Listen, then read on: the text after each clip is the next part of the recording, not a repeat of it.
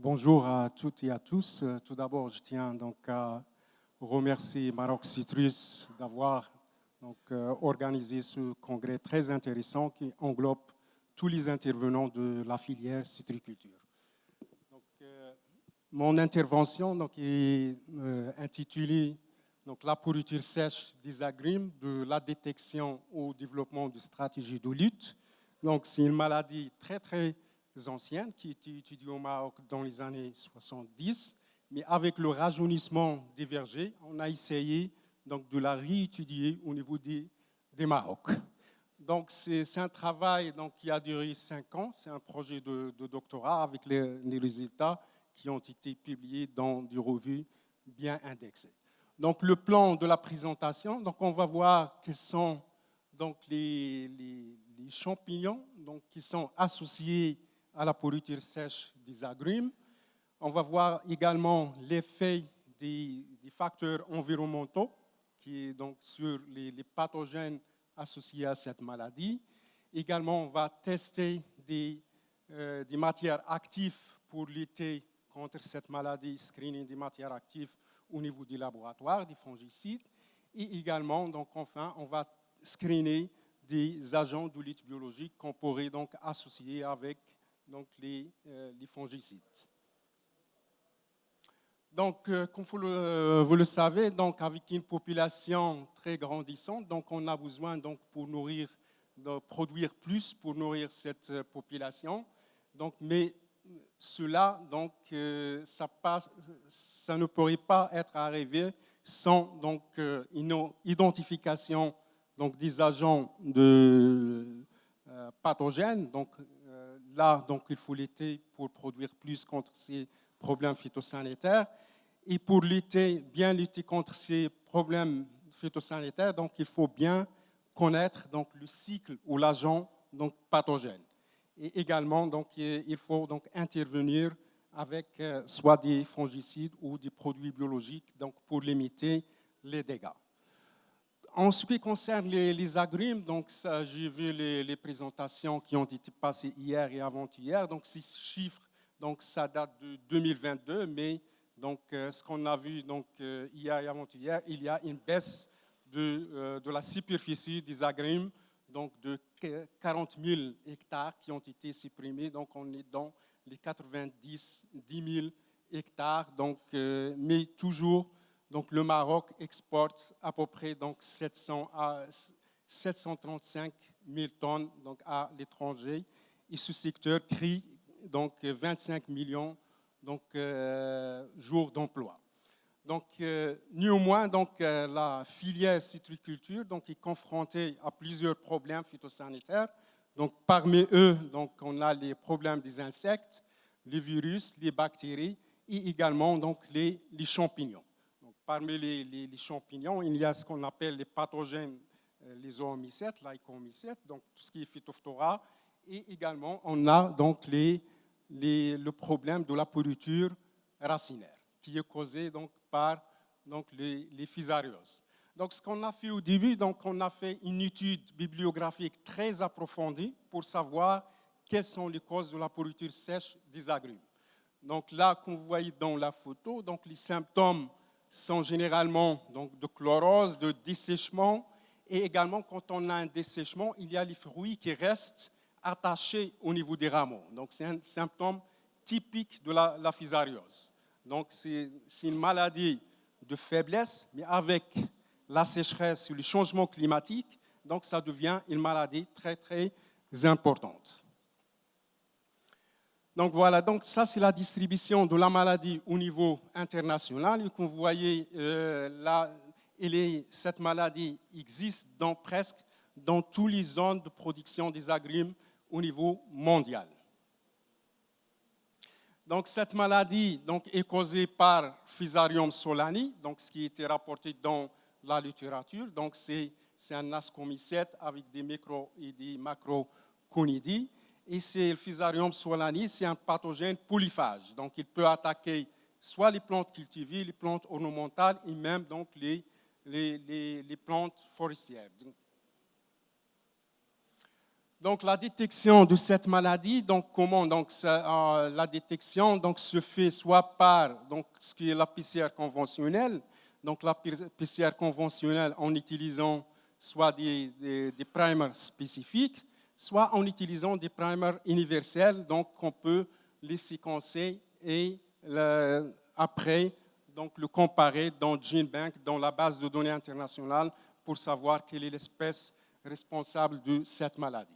Donc, on peut également développer ce qu'on appelle real-time PCR, quantitative PCR, pour détecter donc, combien de l'inoculum dans le sol ou pour détecter est-ce que les rameaux ou l'arbre est infecté ou non. Donc, sachant que c'est un pathogène politique, c'est-à-dire que l'infection, quand il arrive, donc, ça va prendre 3 à 4 ans pour que l'arbre soit desséché totalement. Donc, on a besoin, donc, c'est un pathogène donc, qui peut prendre plusieurs années pour compléter son cycle. Donc, les facteurs qui favorisent le développement de cette maladie sont généralement des facteurs abiotiques, la sécheresse, le stress, c'est pourquoi on a plus de fusariose, et on a également donc, tout ce qui est l'asphyxie quand on irrigue plus, également si on a les racines qui sont blessées, ou si on a une fertilisation excessive. Donc, il faut donc, optimiser donc, la fertilisation parce que ça peut causer des dégâts. Donc, c'est un cycle qu'on a fait au niveau du laboratoire pour comprendre donc, cette maladie. Et comme vous le voyez, il est favorisé également par des attaques de Phytophthora et par donc, ce qu'on appelle le nématode Tylenchulus semi-penetrans. Donc, cette maladie peut être favorisée avec donc, des infections de ces deux pathogènes. Donc, au niveau du contrôle de cette maladie, il est basé soit sur ce qu'on appelle donc, les pratiques culturelles. Donc, il faut éliminer l'inoculum primaire parce que l'inoculum primaire est la base de l'infection de cette maladie.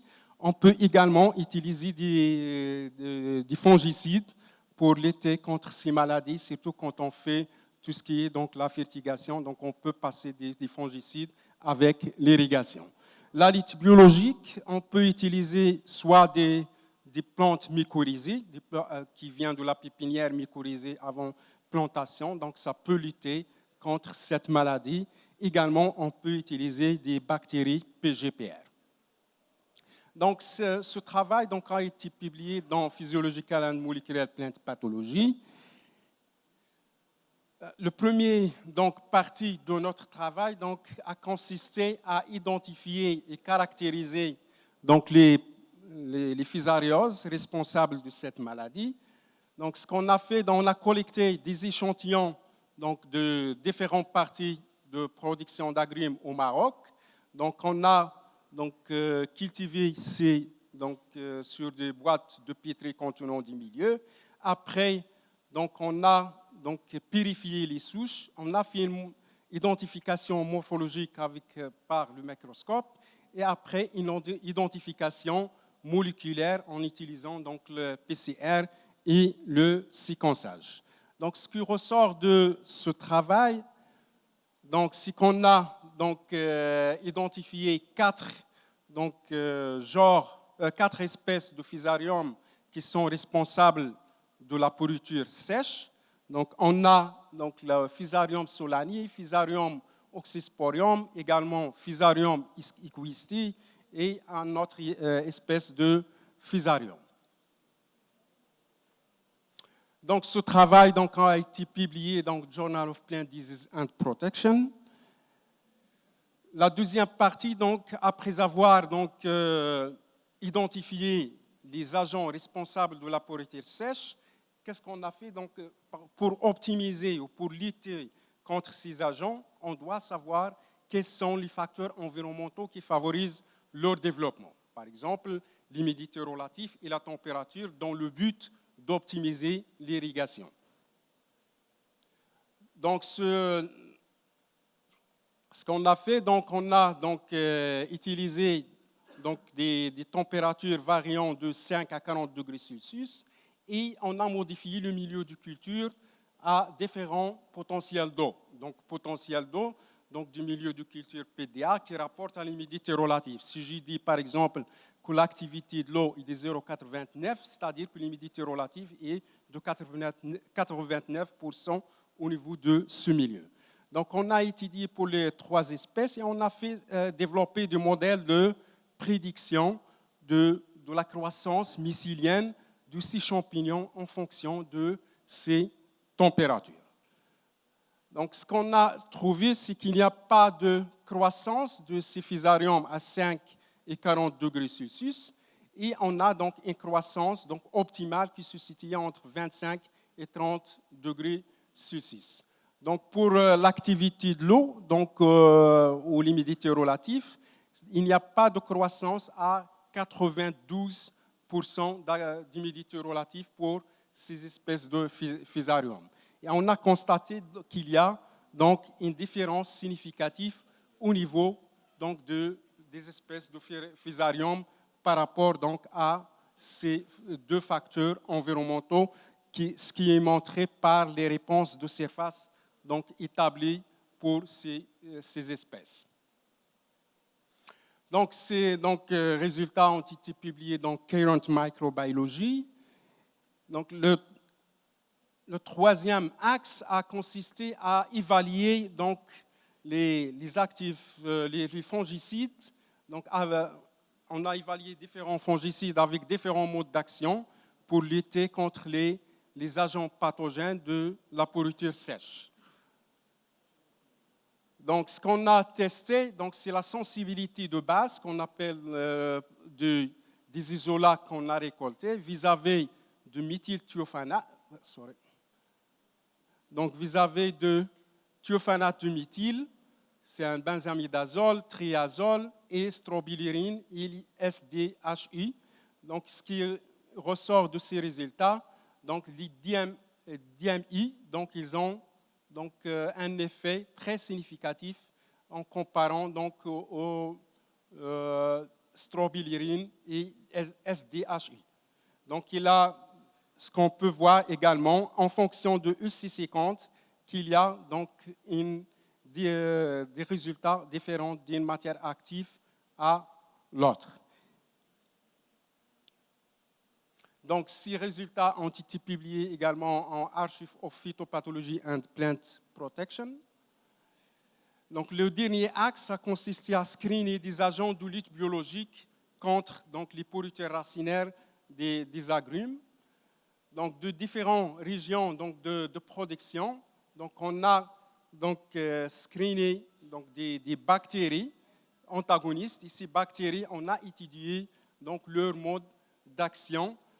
Généralement, les modes d'action, c'est est-ce qu'ils agissent par compétition, est-ce qu'ils agissent par production des phytohormones ou par la solubilisation des nutriments ou par donc, l'induction de la résistance. Donc là, c'est les régions qu'on a utilisées pour screener. Donc, c'est de la rhizosphère des agrumes au niveau de l'Gharb, Teroudent, Berkane, Bnimlel, Taounet. Et donc, on a donc avec des tests de confrontation in vitro et donc l'étude, on a sélectionné des bactéries antagonistes qu'on a après étudié ce qu'on appelle leurs caractéristiques biochimiques. Et après, donc, les meilleures souches, on a essayé de les identifier par séquençage.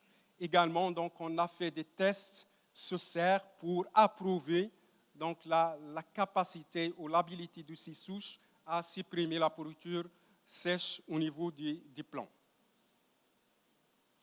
Donc, ce qui ressort de ces résultats, donc, là, comme vous voyez, donc, on a donc la figure n'est pas claire. On a détecté différents bacillus donc, qui sont capables donc, d'inhiber la fusariose. Donc, ces résultats ont été publiés également dans Plant. Donc, en termes de conclusion, donc, 4 espèces, Fusarium solanae et Fusarium oxysporium, Fusarium equisti et Fusarium brachygobosum ont été responsables de la pourriture sèche des agrumes. Donc, les facteurs environnementaux ont montré un effet significatif donc de la température et de l'humidité relative sur le développement de ces agents. La combinaison fongicide trifloxystrobine fluopéram s'est avérée la plus efficace et 2 bactéries ont été sélectionnées pour lutter contre la pourriture. Donc ça c'est de conclusion, mais je conclue ce travail. Mais avant, donc j'aimerais bien souligner qu'au niveau des agrumes, on a beaucoup de problèmes. Donc maintenant on est penché sur d'autres agents pathogènes, surtout les maladies de bois. Les maladies de bois, notamment, donc, on va voir, il y a la déporticitrie, Colétotrichum et l'alternaria. Donc, c'est des grands défis pour la citriculture au niveau du Maroc. Et j'arrête là et je vous remercie. Merci.